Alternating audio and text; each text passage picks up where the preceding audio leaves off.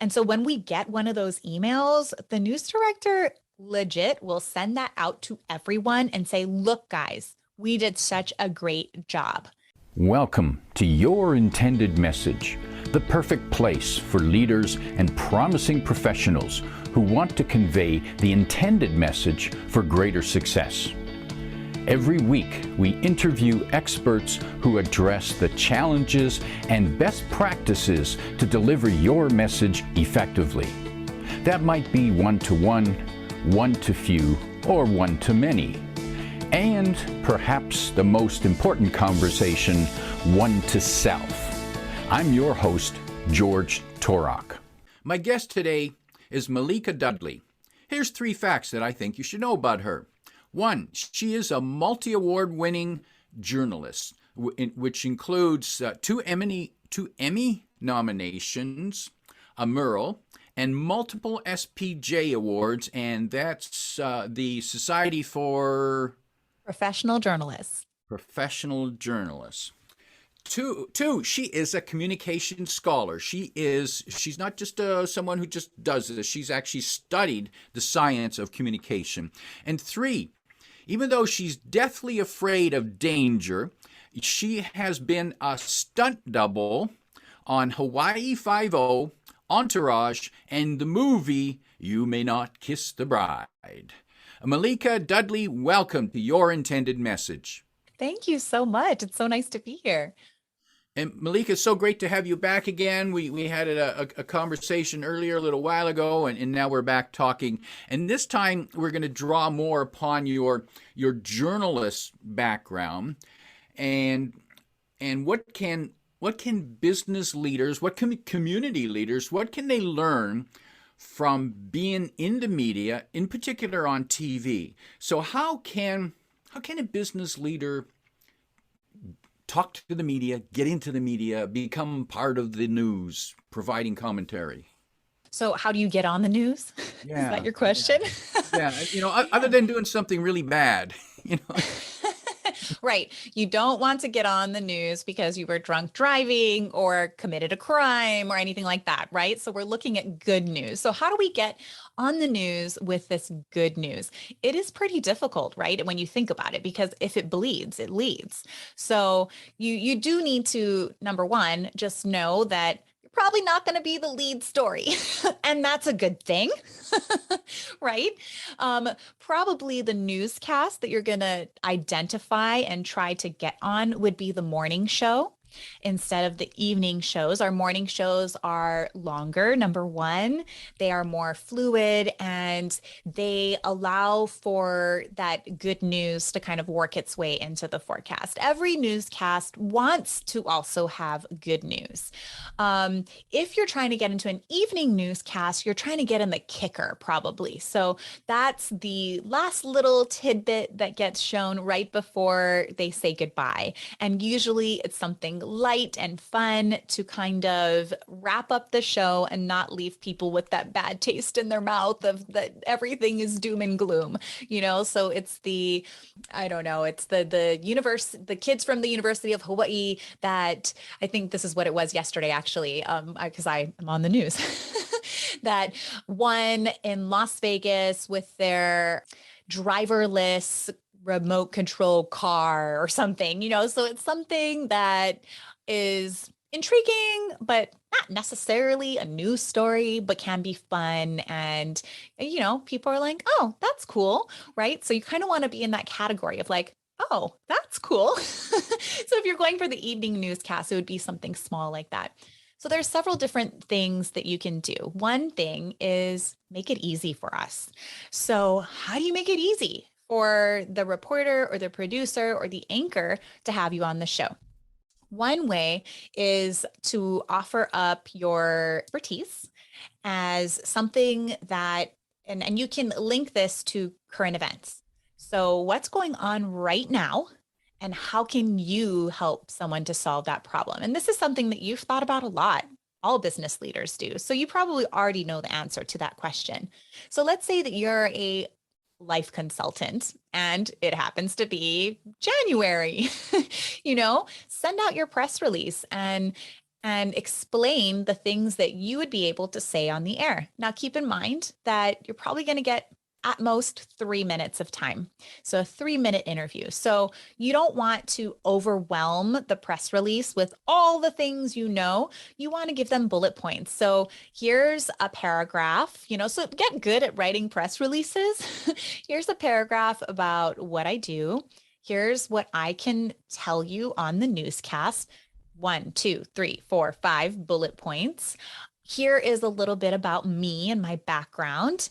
And then provide assets. So media assets like video, a headshot, just whatever you think they might be able to use on the newscast. We definitely need visuals. So if you're talking about so let's go with that life coach analogy, right? And so it's like, oh, here are the 5 things that you can do to have a great year this year.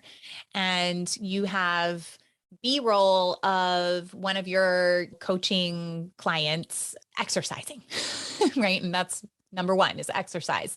So you send them a 15-second clip of, someone exercising. Sure, we could go through our files and find B-roll video of exercise, but you giving me that piece of video and appropriately naming it so that when I bring all of this video into my system, it's like exercise, organizing, whatever it is, then I can then have the editor, go ahead and put those together. I know exactly when to push the button to play the B-roll when you're talking. So you actually help yourself by doing all of those things. I fall in this trap as a reporter. I've done live interviews and I haven't given enough B-roll, or I just sent a link. So this just happened to me and it was so mortifying. Oh my gosh. So they interviewed me about my podcast. I have a podcast called the Communification Podcast. So I created a whole press release and everything. I sent it to them, but I just had a link to the media, and I could have cut it down to exactly what I wanted them to show.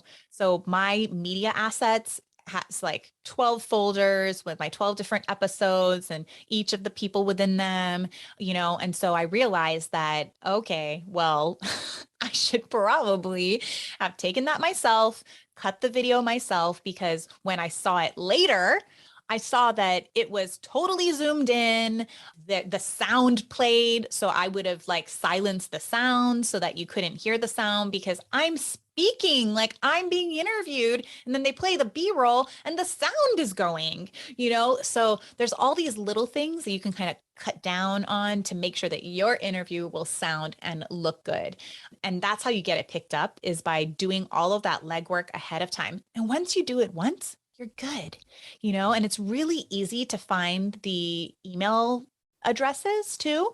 So you just go to who are your local reporters, who are your local television stations, and go to their website, and you can find the email for, the morning anchor, or, watch the news, right? And go, oh, okay, that's the guy that does the interviews about this kind of stuff. And you can email that person directly and say, hey, are you interested in this with your press release and all the thing? Wait for their response. If this person is doesn't respond, or, is like, oh, I just can't, don't take that as a no, because they have their own beat, right? They make their own decisions. Now go ahead and send it to the newsroom or the producer. And then it has another shot at maybe being picked up. I don't know. I have so much advice. Do you have a question within all of that? Now there's an interesting point there, Malika. You pointed out that any news organization does not unilaterally reject you. It might be the person that you're talking to, that's just not their beat, or that doesn't interest them, but there might be someone else within the organization who you can approach, and it's perfectly okay to approach other people within the organization with your message and seeing where it resonates. Oh, totally. And so what I'm hearing, one, is that people in business, experts, leaders are still important to the media. even if it's only 3 minutes. And the way to start that connection is with the news release, the press release, the news release. That still works, but there's a science in writing that and preparing that. Mm-hmm. Oh, yes, for sure. And you want to hook them, right? So you want to make sure your email subject line is interesting. You want to make sure that in those first couple of sentences that you are telling them what you can offer the newscast. Here's an angle that you haven't thought of, or here's an angle that builds on something you did last week. Oh, yes. Mm-hmm. That's probably a good approach. Look for other similar messages, or maybe even contrasting messages. You might be like, last week you talked about this, but here's another whole different way to look at that issue.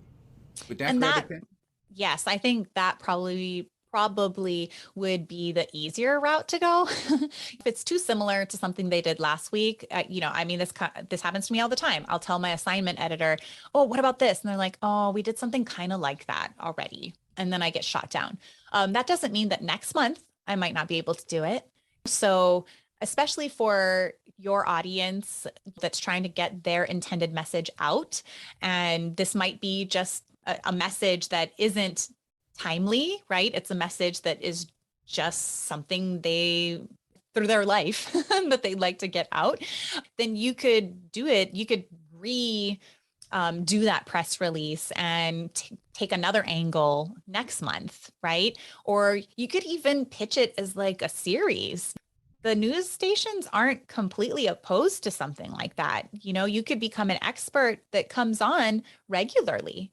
So you want to try to pitch it in the way, or get on, right? And then if they really like it and it really feels good, maybe now you can follow up with hey, if you guys would like to do this once a month or once a week, I could give you da da da da da.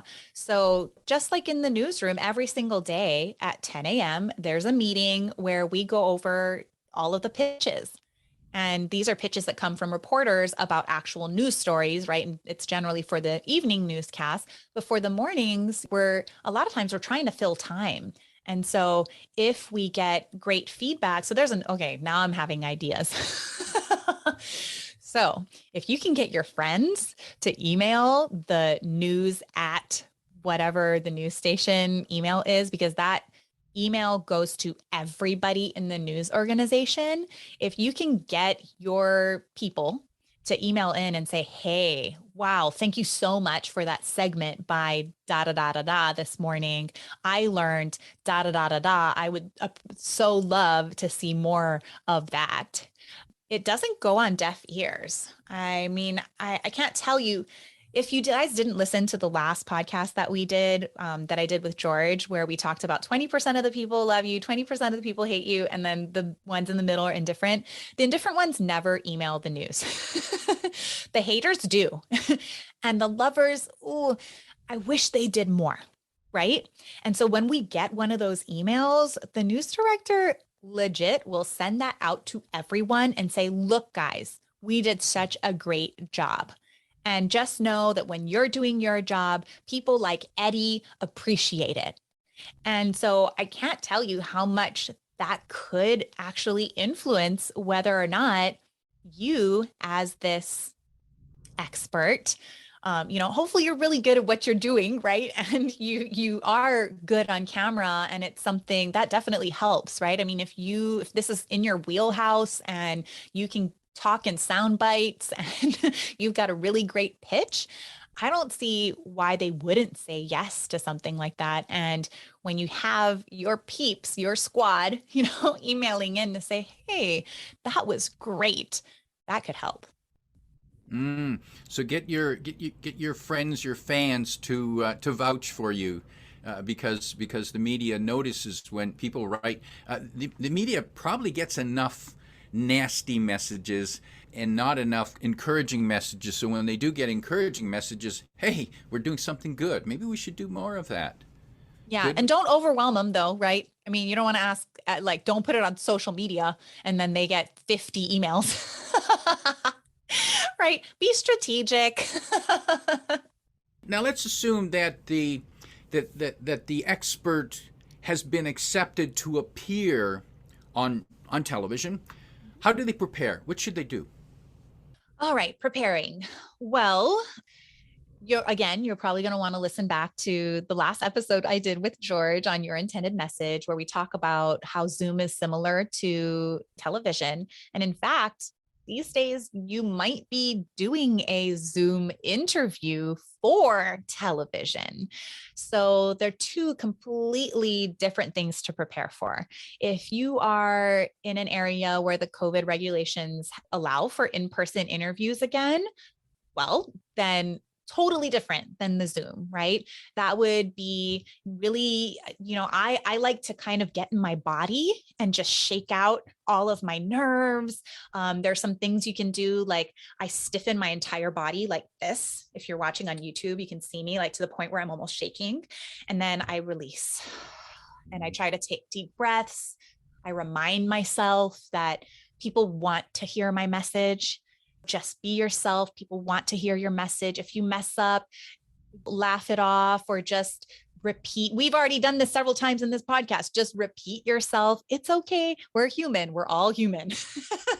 And then get familiar with your message. It is coming from you. It's great to be off the cuff. This interview is off the cuff. So get in touch with your message and really know your stuff. If you need to, practice until it seems like you haven't practiced at all, but you'll be fine. And just know that it flows.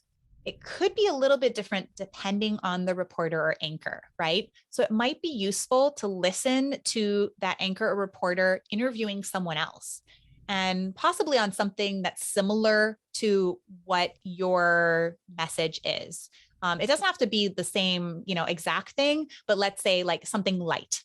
Right. So, okay, like this is the way that it goes. If that person sent you questions, then they're probably going to stick to them. They prepared themselves as well. So if they sent you the questions, just be prepared to answer the questions, or to lead into the next question even, right?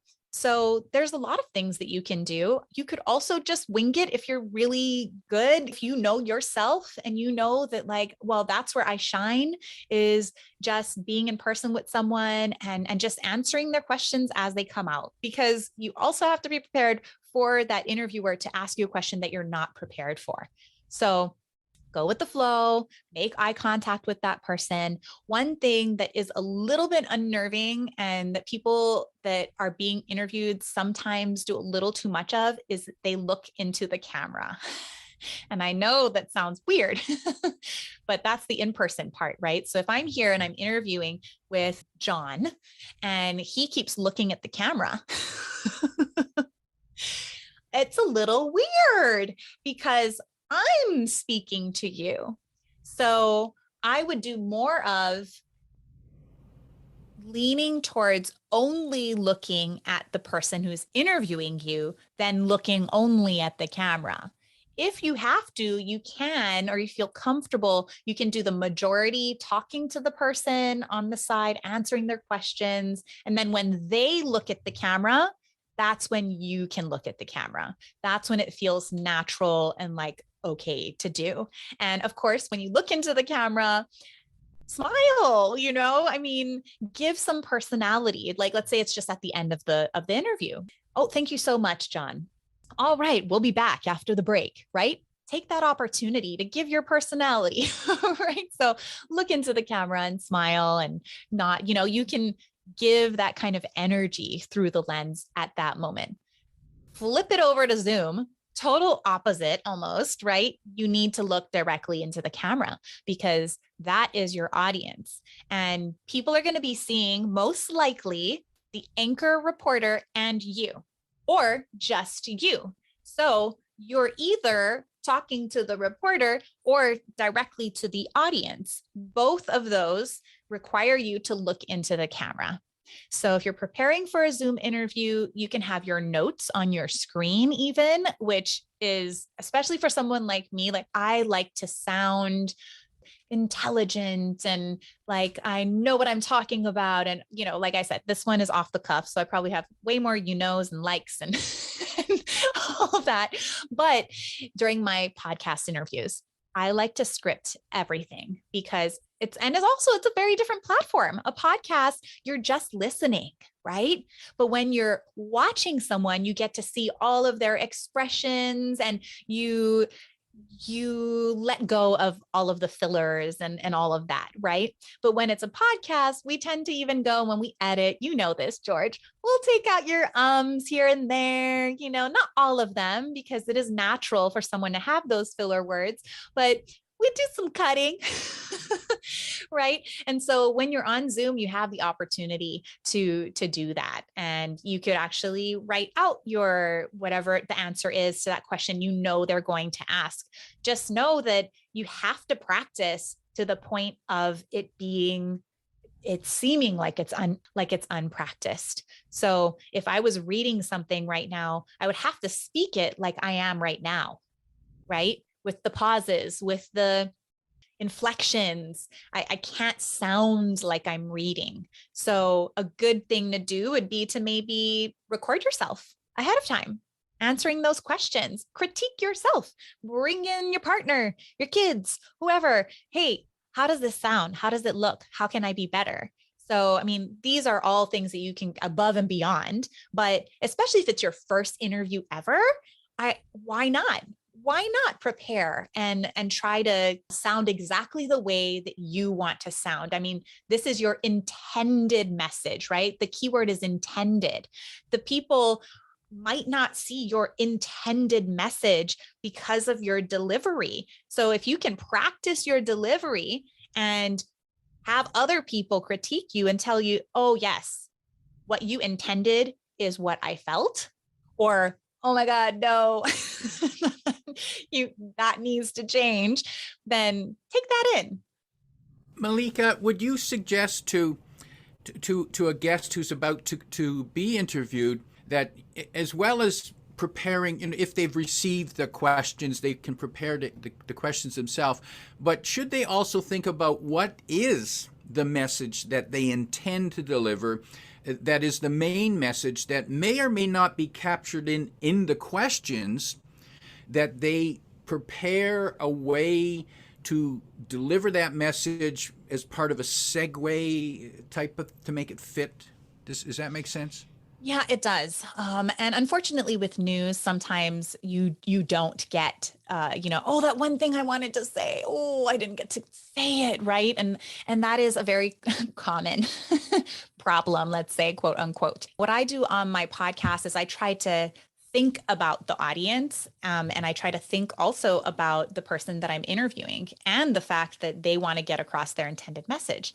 And so I work that into as an interviewer, I work that into my interview, where at the end of my podcast, I will ask, is there anything else that you would like to say that we didn't quite get at, or would you like to add to that?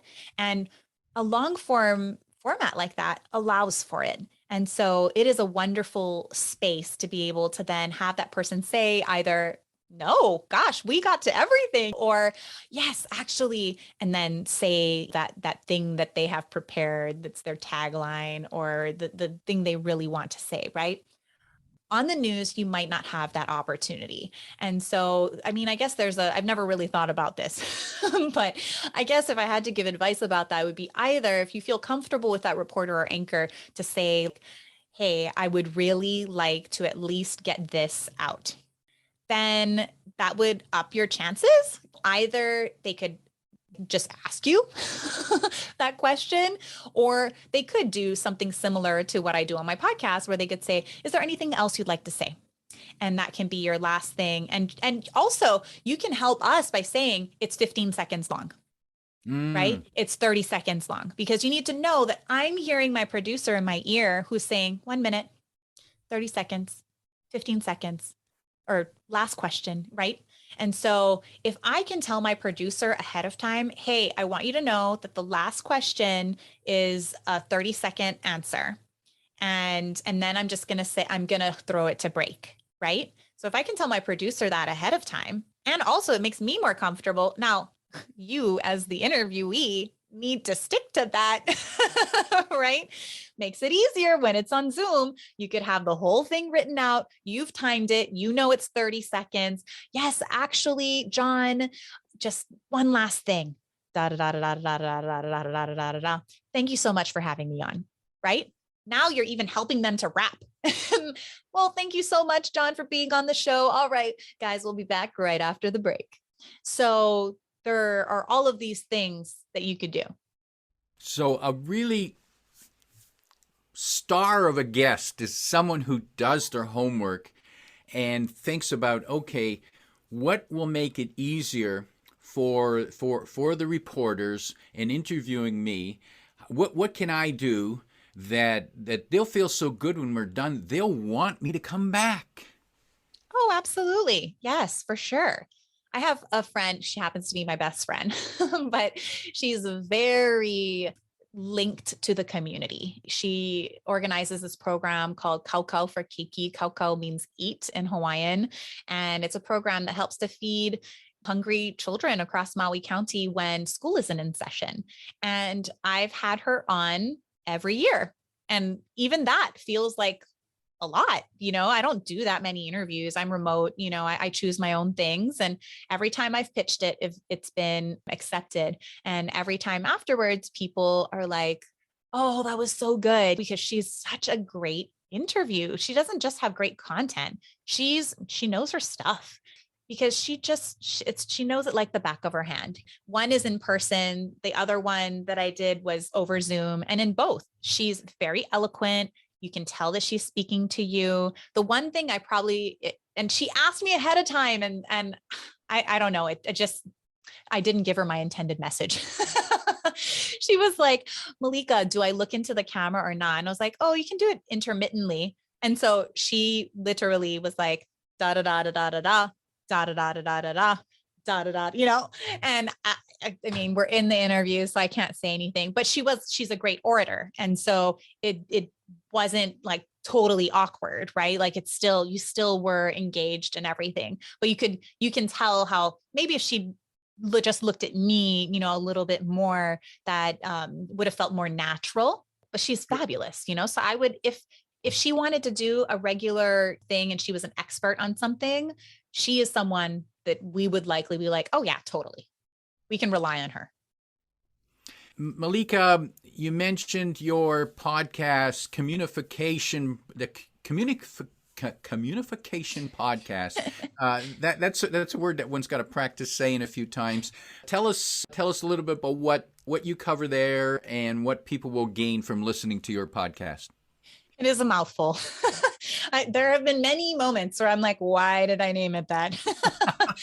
But it was hard to create podcast art. It's such a long word. It runs the gamut. But, I looked up online words that would get at what my vision is for the podcast. And this word stood out because it's a word in the Urban Dictionary that means the beautification of communication and also the unification of community.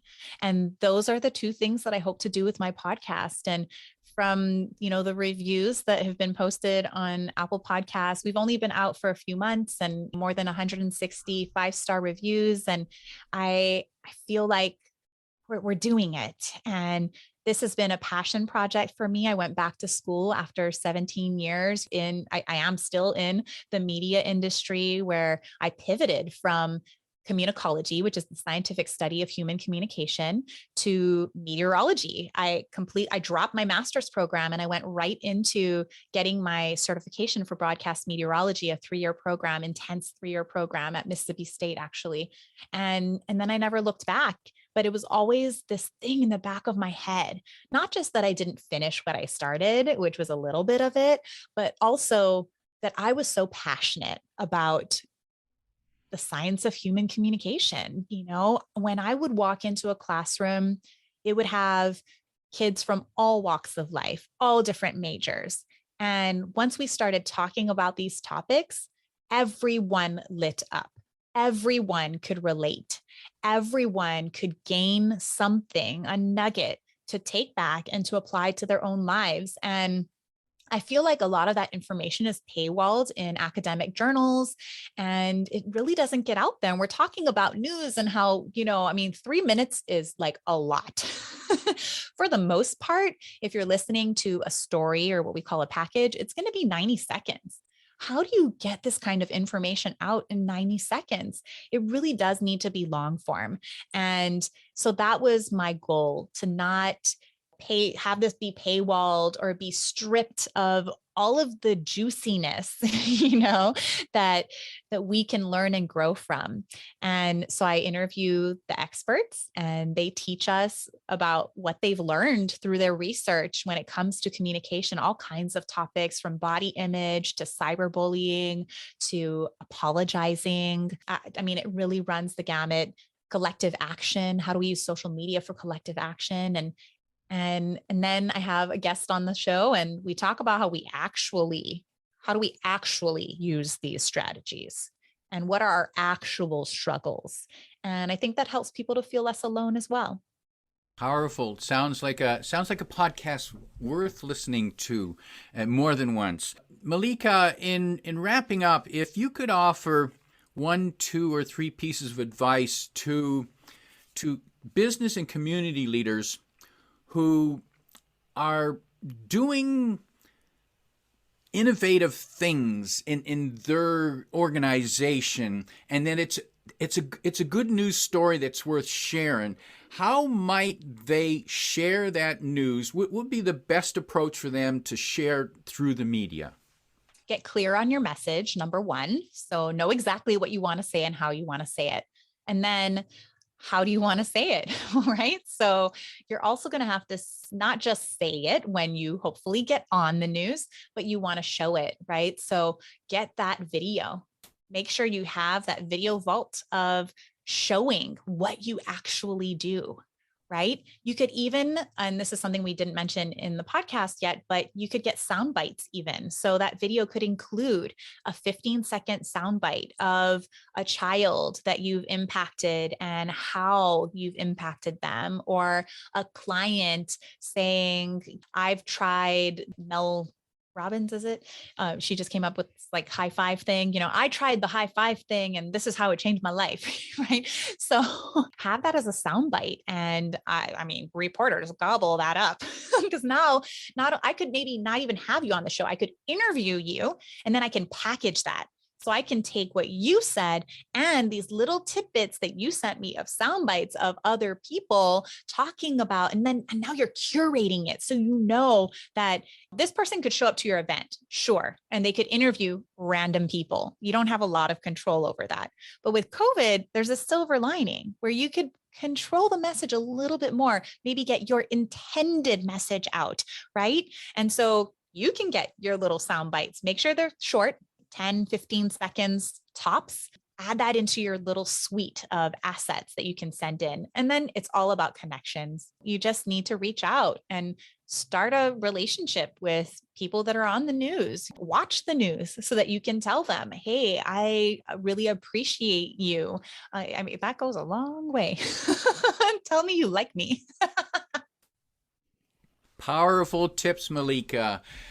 My guest today is Malika Dudley, reminding you to work on the beautification of your communication. If you like what you heard, remember to like, comment, and share this podcast. Come back every week for more practical insights to help you deliver your intended message. I'm your host, George Torok.